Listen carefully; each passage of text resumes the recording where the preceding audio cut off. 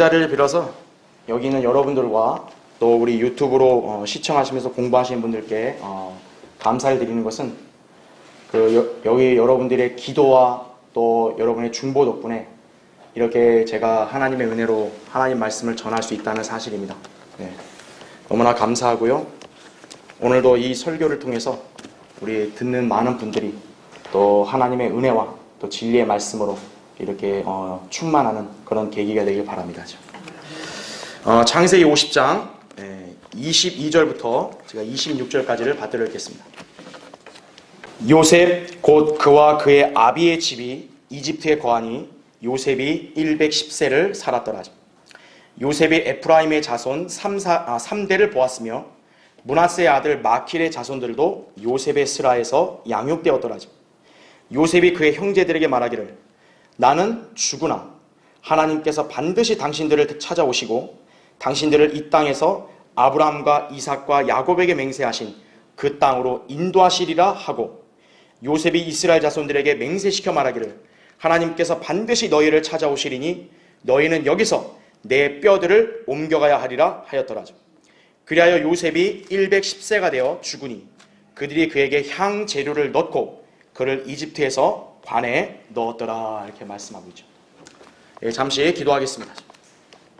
위대하신 아버지 하나님, 오늘 이렇게 주님 부활하신 주의 첫날 우리 신실한 성도들 한자리에 모여서 주님 앞에 영과 진리로 경배드릴 수 있도록 은총을 베풀어 주시니 참으로 감사드립니다. 주님, 지난주에 정말 말씀의 풍성한 잔치, 또 우리 성경심 강연에 우리 교회 신실한 성도들이 잘 참여할 수 있게 인도해 주시고, 또 다른 지체들이 또 기도와 또 관심과 중보를 갖고 또 우리를 위해서 기도함으로써 또 우리 무사히 잘 다녀올 수 있도록 보호해 주시니 감사드립니다. 하나님 말씀으로 우리의 마음과 영의 기쁨과 평안과 힘이 넘칠 수 있도록 인도해 주셔서 감사드립니다. 오늘 이 시간 우리가 또 한번 주님께 영과 진리로 경배드리면서 이 시간도 하나님 말씀을 우리가 다시 한번 마음에 새기고 말씀을 경청하기를 간절히 원합니다. 주님, 이 시간 성령님께서 우리 모두 안에 충만해 주십시오. 우리를 영육간에 강건케 해주시고 또 힘을 주셔서 이 시간도 집중해서 하나님 말씀을 잘 경청할 수 있도록 도와주십시오. 무엇보다 저는 부족하고 어리석습니다. 성령님께서 제 안에 충만해 주시고 저의 육신적인 면을 가려주시고 제 입술을 주장해 주셔서 준비케 하신 하나님 말씀을 담대하고 능숙하게 잘 선포할 수 있도록 역사해 주십시오. 이 설교 말씀 주님께서 들어써 주셔서 우리 회중들의 마음을 휘젓고 또 믿음의 도전을 주고 다시 한번 우리가 부활의 확실한 소망을 갖는 그런 귀한 계기가 될 수 있도록 인도해 주시기를 원합니다. 또 진리의 지식과 예언적인 진리들을 잘 깨달을 수 있도록 지각을 열어주시고 또 말씀으로 은혜가 넘칠 수 있도록 역사해 주십시오. 이 시간도 마귀가 방해하지 못하게 주님의 권능으로 철저하게 막아주시고 주님만이 온전히 영광 받으시기를 원합니다. 다시 오셔서 저희를 데려가 주실 주 예수 그리스도의 이름으로 기도드립니다. 아멘.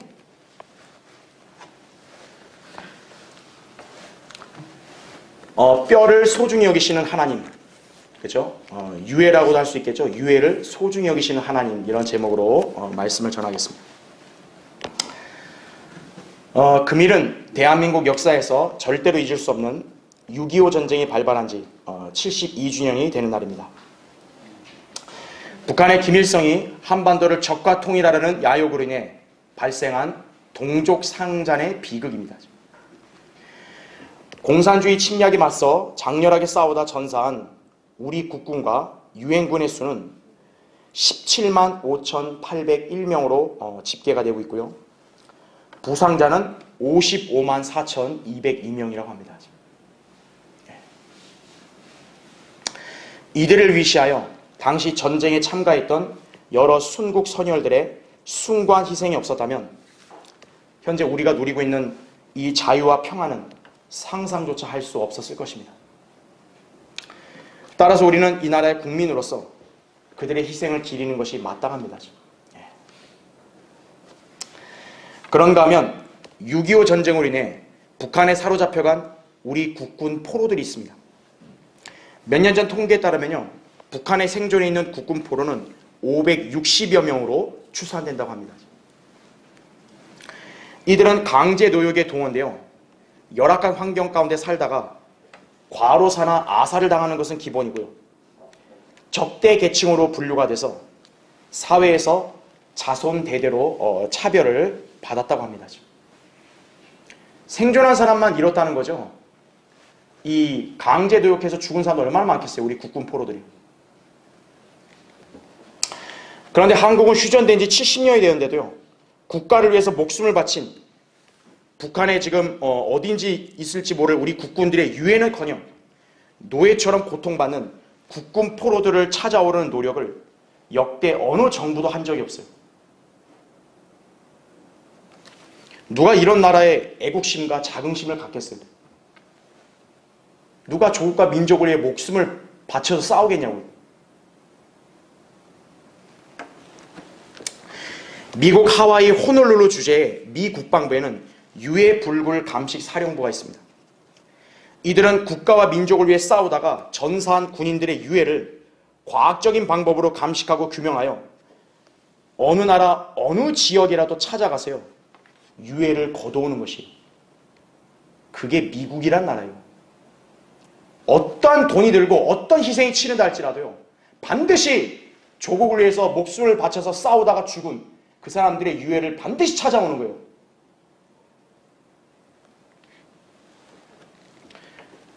그래야 가족들에게 전달하여 국가에 대한 희생을 기억하고 예우해 주는 것입니다. 그러니까 조국에 대한 충성과 헌신을 주저하지 않는 것이죠. 이 점만 봐도 미국이 왜 여전히 세계 최강국인지를 납득할 수가 있는 거예요. 미국이 이처럼 전사자들의 유해를 찾으려고 혈안이 되는 것은요. 뼈를 소중하게 생각하기 때문입니다. 그들은 이 점을 어디서 배웠을까요? 성경에서 배운 것이에요. 하나님께서는 뼈를 소중히 여기십니다. 왜냐하면 죽은 뼈에도 생명을 불어넣어서 부활하게 하실 수 있기 때문입니다. 하나님의 사람들은 예로부터 모두 부활의 신앙을 지녔습니다. 그들의 시신이 비록 장사되고 부패하였을지라도 자신의 육체가 부활하여 하나님을 볼 것임을 확신했던 것입니다.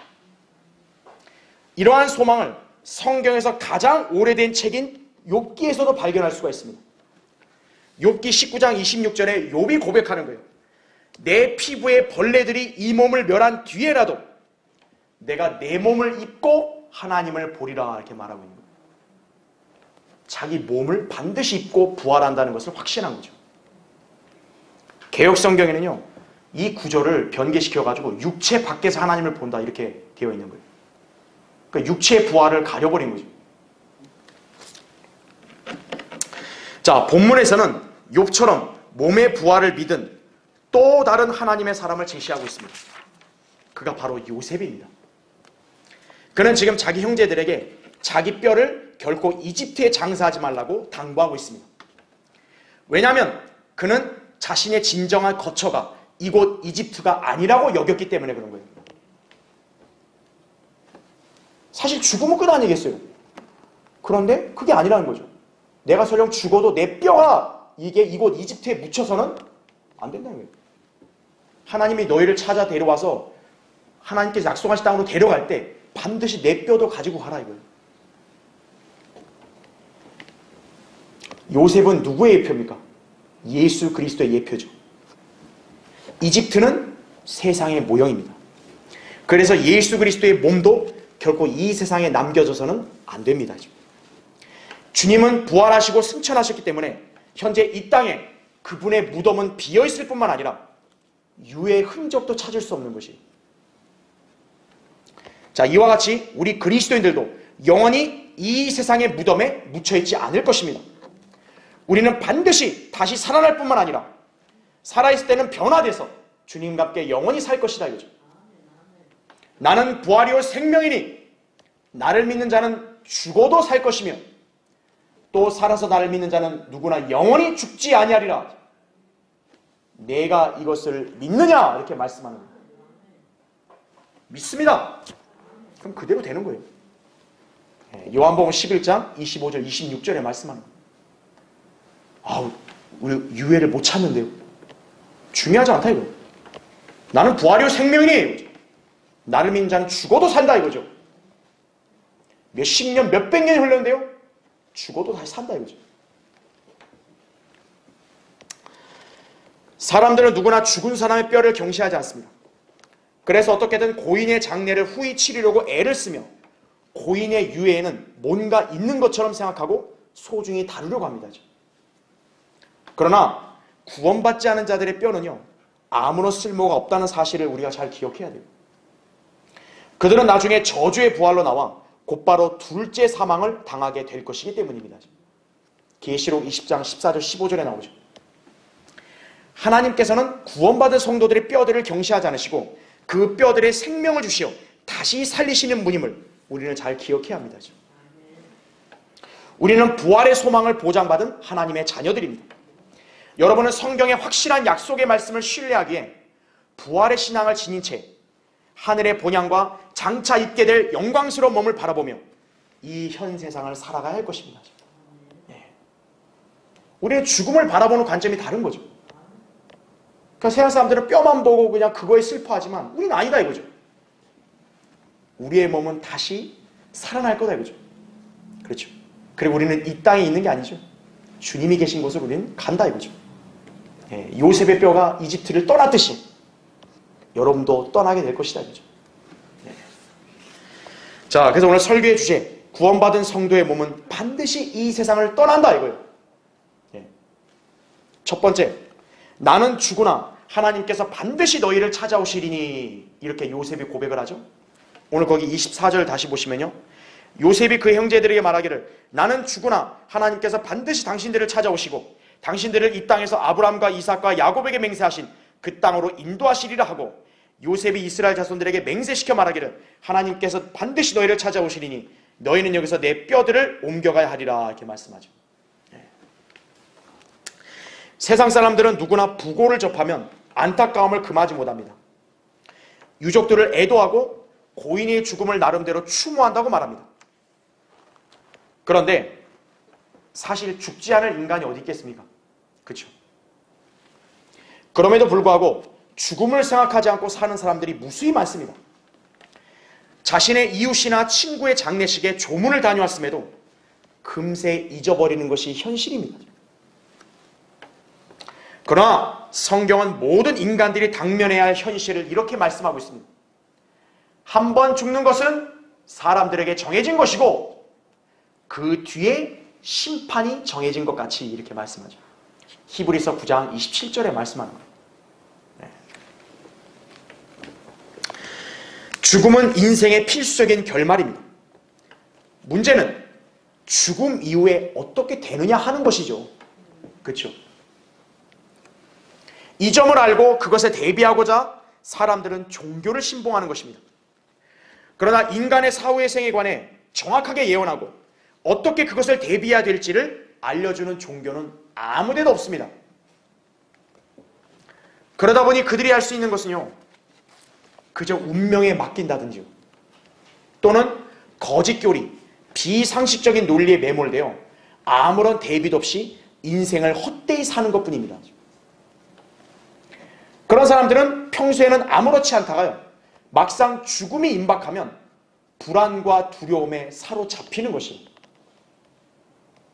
여러분, 사람이 아무 이상 없을 때는요, 죽음에 대한 얘기하면 그냥 무덤덤하다고요. 근데 자기가 뭔가 죽음이라는 현실이 뭔가 가까웠다고 느끼면 어떻게 되는 거예요?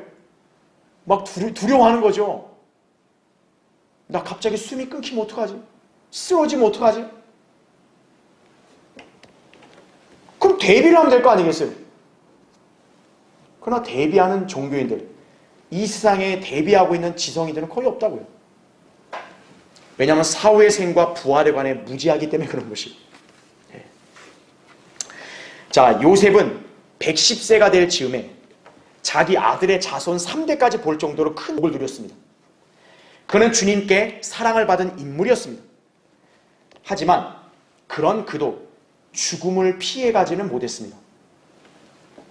그럼에도 불구하고 그는 임종을 앞둔 상황에서 결코 근심하거나 불안해하거나 이 생에 미련을 두지 않았고, 오히려 자신이 비록 죽어서 세상을 떠나도 하나님께서는 반드시 자신을 위시하여 그의 자손들을 데리러 오실 것이라고 확언하고 있습니다.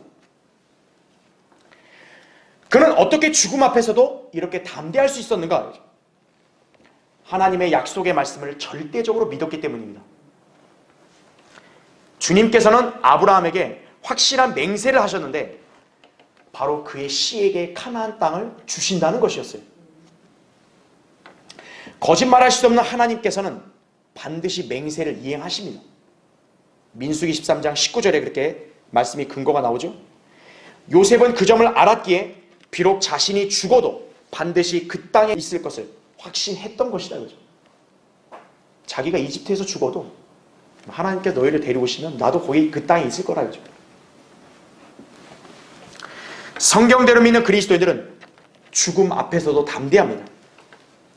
우리는 사후의 생에 관한 진리를 알고 그것을 대비하는 구원을 받았기 때문입니다. 어떻게 우리가 받은 구원을 신뢰할 수 있습니까? 여러분은 어떻게 여러분 자신이 구원받았고, 여러분이 어떻게 하늘나라에 가고, 또 여러분이 어떻게 몸이 부활해서 주님과 함께 살 거라는 걸 여러분 무엇을 근거로 신뢰합니까? 하나님께서 약속하신 말씀이라고요. 요한일서 5장 13절 이렇게 나오죠. 내가 하나님의 아들의 이름을 믿는 너에게 이런 것들을 쓰면 이거죠. 써서 우리에게 뭘 준 거예요? 성경을 준 거죠. 너에게 영생이 있음을 알게 하람이며 또한 너희가 하나님의 아들의 이름을 믿도록 하려 함이라 이렇게 말씀하고 있는 거죠. 비록 우리가 육신의 죽음을 당해도 하나님의 관점에서 우리는 잠시 잠든 것뿐이다. 그죠? 네. 왜냐하면 우리가 소유한 생명은 영원하기 때문에 그런 거예요. 요한일서 2장 25절에 주님이 우리에게 어떤 생명을 약속했죠? 영원한 생명을 약속한 거예요. 그래서 우리는 죽음으로 끝나는 게 아니에요. 그래서 성경은 우리에게 죽음에 대해서 잠들었다고 얘기한 거예요. 잠든 사람은 다시 어떻게 할 수 있으니까요? 깨어날 수 있으니까. 이제 잠에서 깨면 일어나듯이요. 우리도 부활함으로써 마침내 영생을 향유하게 될 것입니다. 그럼 그때까지 우리는 어떻게 됩니까? 우리의 혼은 모두 하늘나라에 가서 안식을 누릴 것입니다. 고린도서 5장 1절부터 8절에 나오죠. 사도 바울도 자신이 하늘나라에 갈 것을 확신했다 이거죠. 디모데후서 4장 18절에 나오죠. 이 역시 모두 하나님께서 약속하신 말씀으로 우리에게 주어졌습니다. 여러분이 요셉처럼 하나님의 약속을 믿는다면 죽음에 대해서 불안해하거나 두려워할 이유가 없는 것이죠. 그렇죠? 나 죽으면 내 시신이 어떻게 되는 거야? 두려워할 이유 없다고요.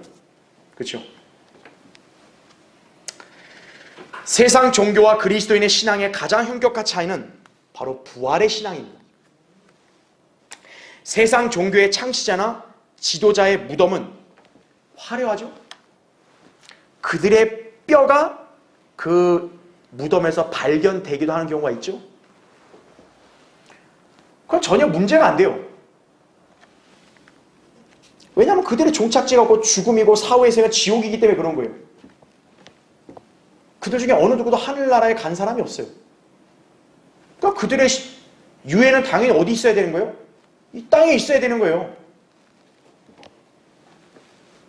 그러나 예수 그리스도의 뼈는 어떤 형태로도 발견되어서는 안 됩니다. 그죠?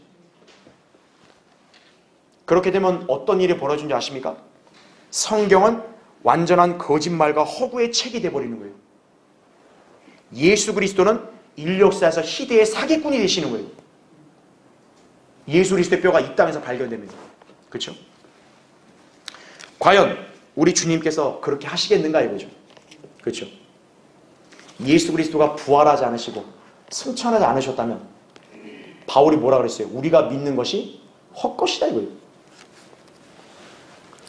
만일 그리스도께서 일으켜주지 못하셨다면 너희의 믿음도 헛되고 너희가 여전히 너희 죄들 가운데 있는 것이라지. 그렇다면 그리스도 안에서 잠든 사람들도 멸망한 것이라지. 만일 그리스도 안에서 우리가 바라는 것이 오직 이 생뿐이라면 우리는 모든 사람 가운데서 가장 비참한 사람이라 이렇게 말씀합니다. 고린도전서 15장 17절부터 19절이.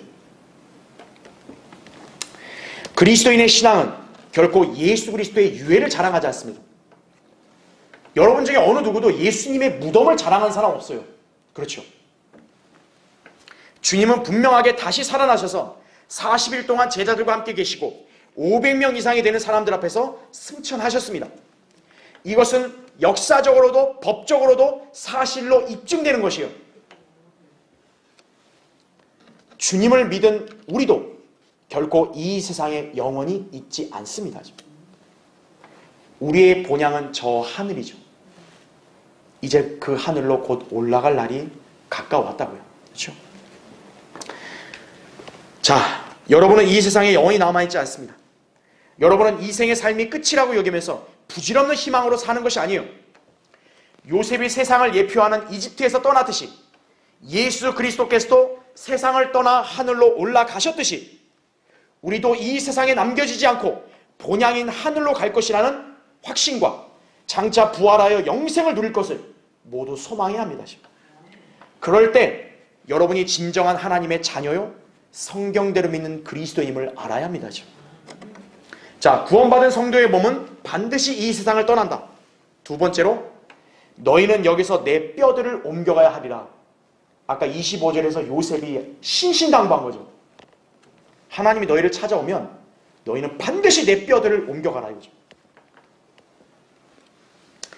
요셉은 예수 그리스도를 가장 잘 예표하는 인물입니다.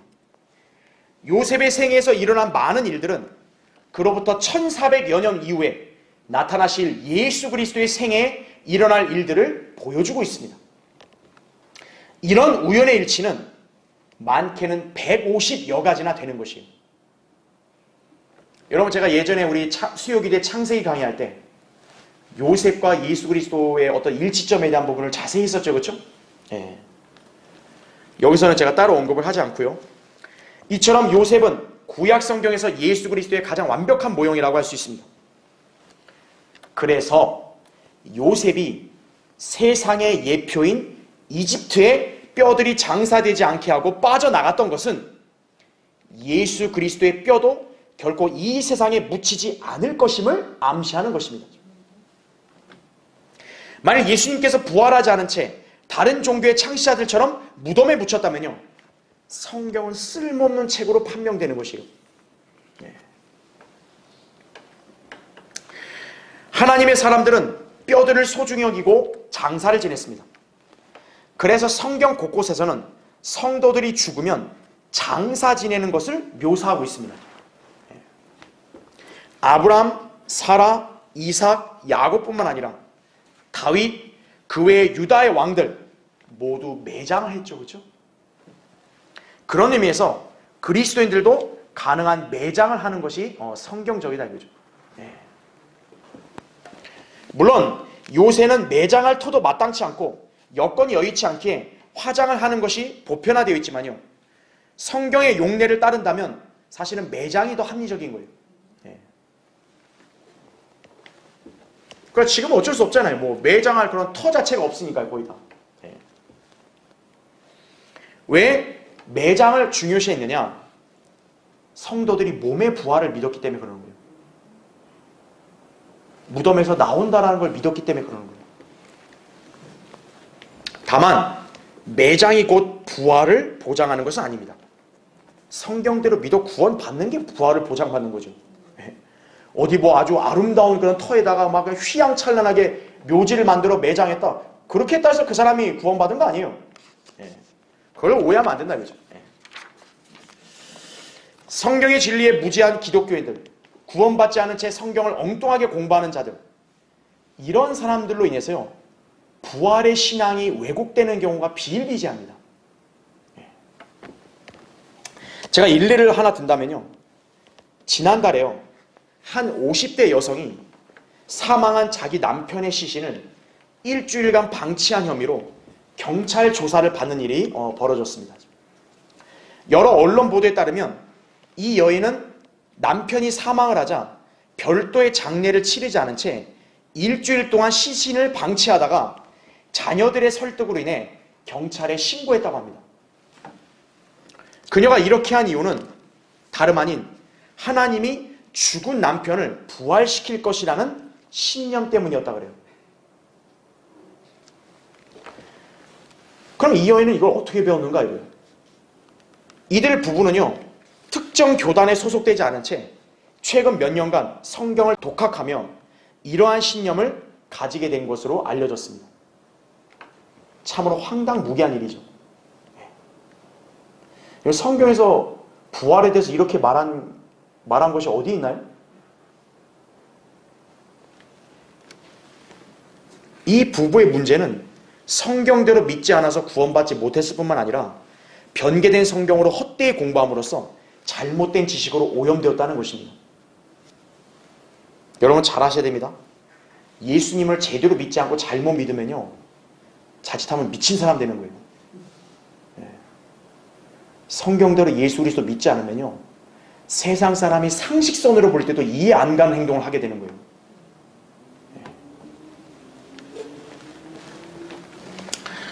자, 하나님께서는 죽은 사람의 뼈에 생명을 불어넣으셔서 다시 살리실 수 있는 분이죠. 그렇죠? 여러분 한번 찾아볼까요? 에스겔 37장 한번 보세요. 거기 껴놓으시고 에스겔 37장. 여러분 거기 37장 5절을 보시면요, 지금 이게 마른 뼈들이거든요, 전부. 자, 주님이 말씀합니다. 주 하나님이 이 뼈들에게 이같이 말하노라. 보라, 내가 너에게 숨이 들어가게 하리니 너희가 살리라. 또 내가 너희 위에 힘줄을 놓고 너희 위에 살을 자라게 하고 피부로 덮고 너희에게 숨을 넣으리니 너희가 살리라. 그리하면 너희는 내가 주인 줄 알리라 하시니라 하죠. 그러므로 내가 명령을 받은 대로 예언하였도다.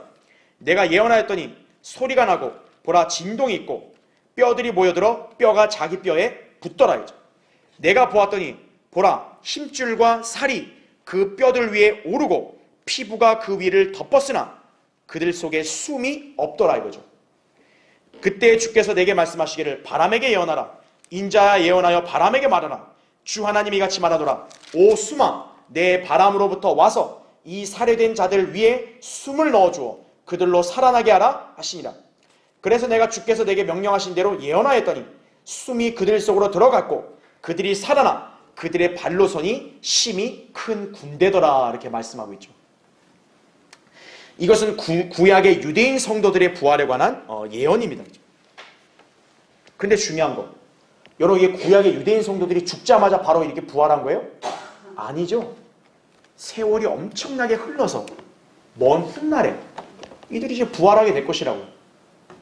얼마나 많은 시간이 흘렀겠어요. 그렇죠? 적게는 몇백 년, 진짜 몇천 년이 흐른 그런 시신도 있을 거라고요. 여러분 그런 뼈들이 뭐 온전하게 보존되어 있겠어요? 그래서 지금 이 마른 뼈들의 환상 어때요? 골짜기에 뼈들이 막 흩어져 있다라는 거죠. 근데 하나님 어떻게 합니까? 각 사람의 뼈들이 다 맞춰지도록 모으시죠. 힘줄과 살을 붙게 하죠. 마지막으로 뭐를 불어넣어 줍니까? 숨을 불어넣어 주니까 생명을 가진 거죠. 그렇죠? 자, 신약 성도들은 어떻게 되는가? 여러분 찾아볼게요. 고린도서 15장 한번 보세요. 고린도서 15장. 자, 고린도서 15장 51절 한번 보시면요. 보라, 내가 너희에게 한 가지 신비를 말하노니 우리가 다 잠잘 것이 아니오 오히려 우리가 모두 변화될 것이니 마지막 나팔 소리에 눈 깜짝하는 순간에 그러하리라. 나팔 소리가 나면 죽은 자들이 썩지 아니하는 몸으로 일으켜지며 우리도 변화되리라. 그리하여 이 썩을 몸이 반드시 썩지 아니할 몸을 입고 이 죽을 몸이 반드시 죽지 아니할 몸을 입으리라. 이 썩을 몸이 썩지 아니함을 입고 또 이 죽을 몸이 죽지 아니함을 입게 되면 그때 사망이 승리 속에 삼킨 바 되었느니라 라고 기록된 말씀이 이루어지리라 하죠. 오 사망아, 너의 쏘는 것이 어디 있느냐? 오 음부야, 너의 승리가 어디 있느냐? 이렇게 말하는 거죠.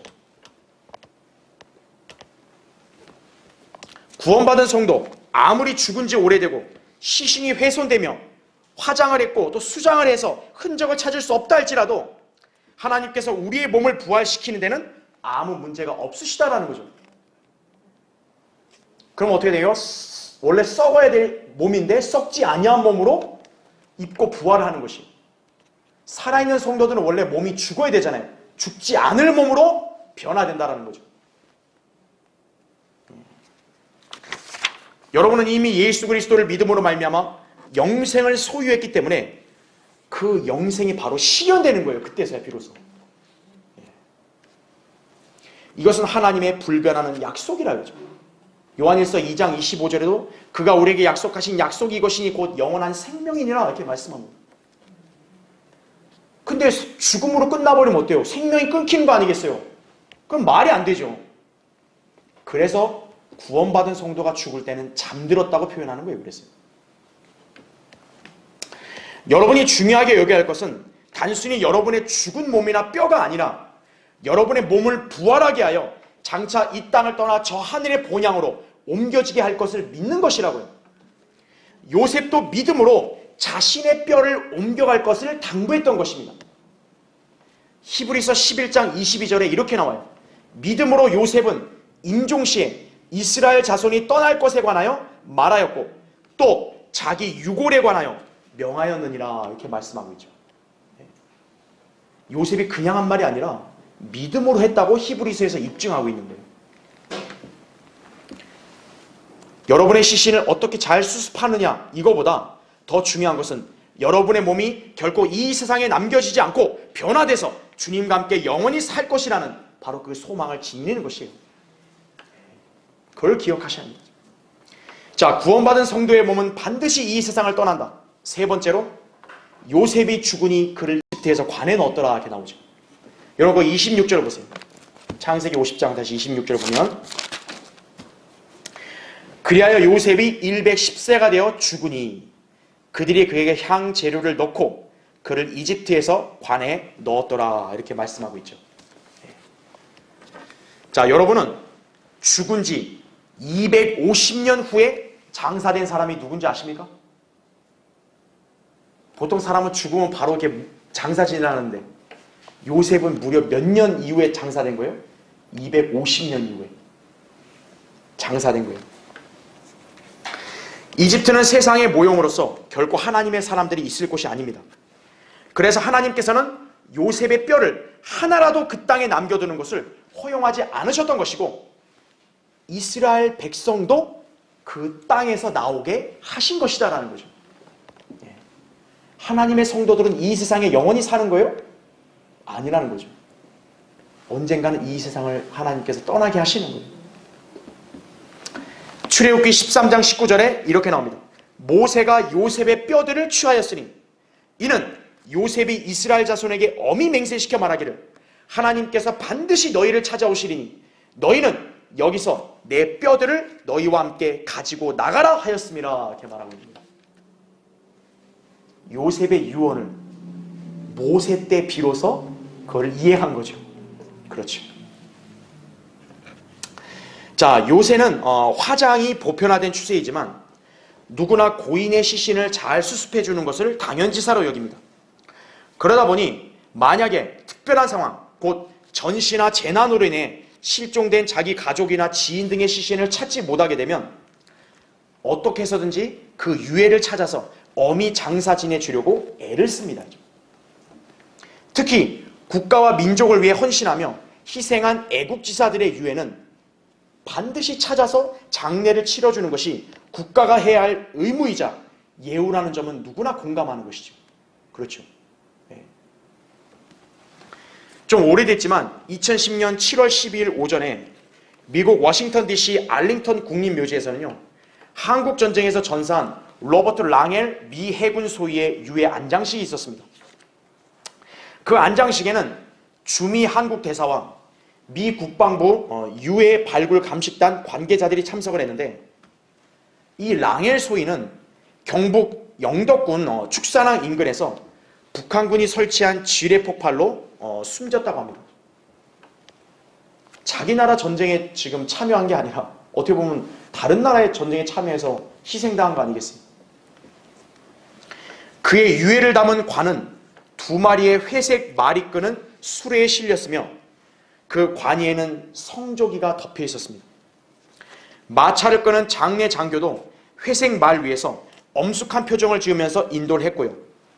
관을 다루는 해군 병사들은 3명씩 마차 양편에서 관을 옮기고 있었습니다. 랑엘 소위의 유해는요, 당시에 그가 전사한 지 60년 만에 귀향을 한 거예요. 근데 조국은 그를 잊지 않고 극진한 예우로 맞아줬던 것입니다.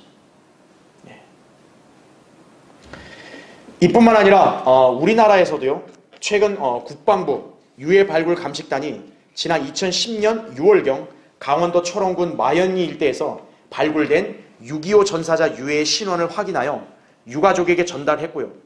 호국의 영웅 귀향 행사를 열어서 유가족 자택에서 고인의 참전 과정과 유해 발굴 경과 등에 관한 설명과 함께 신원 확인 통지서, 호국 영웅 귀환패, 유품 등이 담긴 호국의 얼함을 전달하며 위로의 말씀을 전할 예정이라고 한 언론에서 보도를 했습니다. 이 전사자의 유해를 발견하고 신원을 확인하여 유가족의 품에 돌아간 지 몇 년이 걸리냐면 72년이 걸린 거예요. 그죠? 이 전사자의 딸은 어느덧 이제 노인이 됐겠죠. 그렇죠? 이 딸이 이렇게 말하는 거예요. 아버지의 유해를 찾아서 인생의 숙제를 마친 기분이다. 이렇게 얘기해서. 그렇겠죠. 유해를 찾기 위해 고생하신 모든 분께 정말 감사드린다. 이렇게 인사를 또 한 거예요. 사실 뭐 유해가 여러분 뭐 있습니까? 없죠. 그러나 유해를 어떻게든 찾으려 하죠. 이처럼 세상은 고인의 유해를 찾아 잘 안치하는 것을 중요하게 여기며 그것을 예우로 생각합니다. 하지만 비록 이 세상에서 훌륭하고 숭고한 일을 하며 죽은 사람을 잘 예우한다고 한들 그들의 유해가 이 세상에 남아서 썩고 부패한다면 무슨 소용이 있겠습니까? 그렇죠. 세상에 아무리 잘 안치하고 최고의 극진한 예우를 했다 할지라도 그 뼈가 다시 생명을 지니고 부활하지 못한다면 아무 소망이 없는 거 아니겠어요? 그렇죠? 예수 그리스도를 믿지 않는 죄인들의 입장에서는요, 무덤에 들어가는 것이 곧 인생의 끝인 거예요. 그죠? 네. 자, 이집트는 참으로 이런 세상을 보여주는 그림입니다. 성경과 너무 동떨어진 땅이 이집트예요. 여러분, 이집트에 사는 백성들은요, 항상 어디를 쳐다보는 줄 아세요? 땅을 쳐다봐요. 왜냐하면 그 땅에는 비가 너무 매우 적게 오기 때문에 그들의 생활에 큰 영향을 끼치는 것은 수원지인 나일강만을 바라보는 것이에요. 나일강이 없으면 그들은 살 수가 없으니까 계속 거기 땅만 보는 거예요. 그래서 자기들의 눈을 아래쪽으로 돌려서 땅에다 복을 구하는 거죠. 제발 좀 이렇게 풍족한 수확을 걷게 해주십시오. 이렇게 구한다 이거죠. 또한 이집트에서는 죽은 시체들을 미라로 만들어 보존을 하죠. 왜냐하면 그들이 이 땅에서 영원히 거할 것이라고 여기기 때문에 그러는 거예요. 네. 이집트의 미라 유명하죠? 그 시신을 보존하겠다는 거거든요. 이것이 바로 하나님을 배제한 사람들의 전형적인 자세입니다. 자, 그리스도인들은 이 땅을 바라보지 않죠. 우리는 저 하늘 위에 계신 하나님을 믿고 바라보는 사람이다 이거죠. 우리는 이집트에 사는 자들처럼 이 땅에서 영원히 남을 것이라고 생각하지 않습니다 이거죠. 우리는 우리의 몸이 무덤에 장사되고 끝이라고 생각하지 않아요. 그렇죠? 언젠가 구원받은 성도들은 모두 휴거되어 이 세상을 빠져나갈 것입니다. 이 사실을 알고 있는 여러분은 그래서 그리스도인의 죽음 앞에서도 태어날 수 있고 위로할 수 있는 것이, 자, 한번 찾아보죠. 데살로니가전서 보십시오. 제가 오늘 찾는 이 구절은요, 아까 고린도서 15장과 함께 그리스도인으로서 반드시 기억하고 또 암송도 해야 될 말씀이에요. 데살로니가전서 4장 13절부터 18절 읽겠습니다. 자, 이제 거기 보시면요, 형제들아, 잠든 자들에 관해서는 너희가 모르게 되는 것을 원치 아니하노니 이는 너희가 소망이 없는 다른 사람들과 같이 슬퍼하지 않게 하려는 것이라. 예수께서 죽었다가 다시 살아나신 것을 우리가 믿는다면 그와 같이 하나님께서는 예수 안에서 잠든 자들도 그와 함께 데리고 오시리라. 여러분 이거 믿으세요? 예. 우리가 주의 말씀으로 너에게 이것을 말하노니 주께서 오실 때까지 살아남아 있는 우리가 잠들어 있는 자들보다 결코 앞서지 못하리라.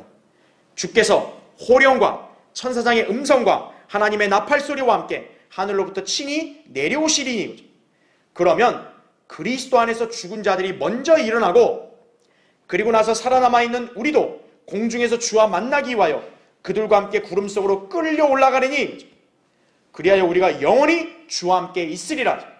그러므로 이러한 말로 서로 위로하라, 이렇게 말하는 거죠. 예. 여러분, 우리가 예수 그리스도의 보혈로 구속받지 않았다면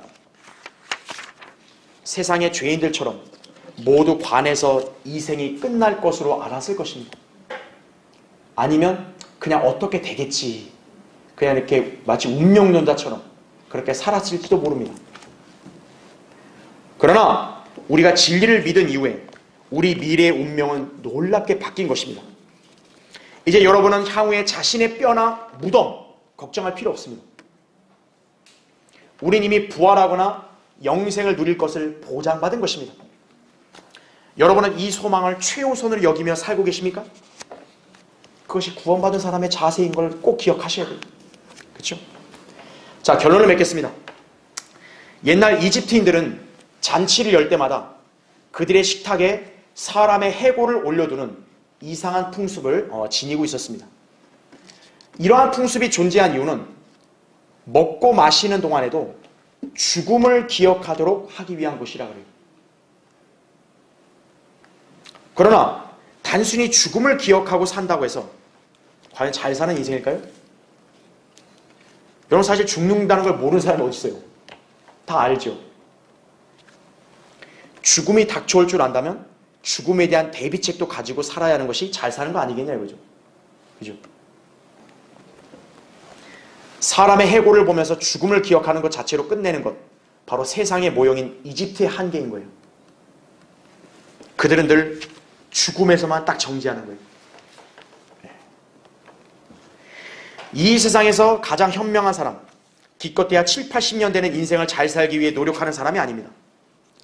인생의 암울한 종착역인 죽음을 밝은 마음으로 대비하고 그 뒤에 있을 영혼을 복되게 살기 위해 예수 그리스도 안에서 준비하는 사람이 진정으로 현명한 사람입니다. 여러분이 이렇게 살고 있다면 영생을 보장받은 것이, 진리를 모르는 사람들은 뼈들을 보며 죽음을 생각하거나 그 뼈들을 잘 장사지는 것밖에는 모릅니다. 그러나 우리는 구원받아 영생을 소유함으로써 자기의 뼈들이 다시금 부활하고 주님과 함께 이 세상을 떠나 저 하늘의 본향에 들어갈 것을 우리는 소망하는 것이에요. 이것이 여러분과 세상 사람의 차이가 이거죠. 우리는 우리를 위해서 희생당한 그런 숭고하게 희생한 사람들을 다 기억하죠. 그들의 죽음에 감사하죠. 그러나 영적인 견지를 더 우선적으로 볼 때는 구원받지 않았다면 그들의 유해가 아무리 잘 예우를 받고 안장되었다 할지라도 그건 결국 보장이 없는 거죠. 그렇죠.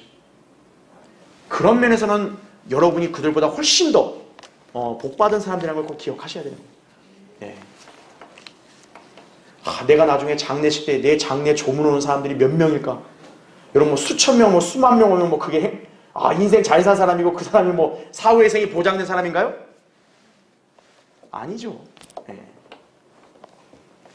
내가 죽었을 때 나의 뼈, 내 유해가 다시 살아날 수 있냐 이거예요. 그렇죠? 하나님으로 시작한 창세기. 여러분, 창세기 1장 1절이 뭐예요? 태초에 하나님께서 창조부터 시작을 했죠. 근데 이 책의 마지막 장, 마지막 절은 뭡니까? 관에 들어가는 죽음으로 끝나는 거예요. 어찌 보면 조화가 안 맞지 않나요? 하나님으로 시작했는데 죽음으로 끝나요. 안 맞죠? 그래서 출애굽기, 바로 구속의 책이 필요한 것이에요. 그래서 하나님께서는 죽을 수밖에 없는 자들을 구속하셔서 살게 하시는 분이시다 이거죠. 그래서 출애굽기에서는 6월절 어린 양의 속죄도 나오고, 그렇죠. 그 다음에 이스라엘 백성이 홍해를 건너죠. 잘 들으세요. 출애굽기에서 요셉의 뼈들은 이미 요셉은 죽었잖아요. 죽은 사람의 뼈도 어때요? 홍해를 건너서 갔죠. 살아있는 이스라엘 백성도 홍해를 건너 약속의 땅으로 진군했죠. 이것은 앞으로 그리스도 안에서 죽은 성도들, 살아있는 성도들 모두가 세상을 떠나 휴거될 것을 예표하고 있는 것이에요. 놀라운 진리의 말씀이죠. 출애굽기가 있어야 연결이 되는 거예요. 그래서 창세기는 시작의 책, 출애굽기는 구속의 책인 거예요. 왜 요셉의 뼈들이 출애굽기 때 가서야 옮겨지냐 이거예요. 구속이 있어야 하늘로 가는 거예요. 그게 없으면 어떻게 되는 거예요? 창세기 끝장에 관으로 그냥 끝나버리는 거예요. 여러분, 모든 인간들은 죽음이 끝이 아니라 반드시 부활하여 하나님 앞에 설 것이, 구원받은 사람들은 생명의 부활로, 구원받지 않은 죄인들은 저주의 부활로 나오게 될 것입니다. 요한복음 5장 28절 29절에 나오죠. 그에 따라 그 사람의 뼈의 가치도 달라지는 것이에요. 하나님께서는 뼈들을 소중히 여기십니다. 그 뼈들은 다름 아닌 구원받은 하나님의 자녀의 뼈들이에요. 주님께서 우리에게 주신 영생에 따라 그 뼈들을 다시금 살아나게 하게 하실 것이기 때문이다 이거죠. 게다가 우리의 몸도 이 천한 상태가 아니라 영광스러운 몸으로 우리를 변모시켜 저 하늘로 우리를 데리고 가실 것입니다. 이것이 우리에게 약속된 생명의 부활이에요. 여러분은 이 부활이 실현된 날을 지금도 고대하고 계십니까? 그래야 여러분이 가장 행복한 삶을 살고 계시는 거예요. 이런 소망을 간직하면서 항상 이 땅이 아니라 저 위를 바라보고 나의 몸도 영광스러운 바뀔 그날을, 또 영광스러운 곳으로 갈 그날을 늘 소망하며 살기를 바랍니다. 자, 기도하겠습니다.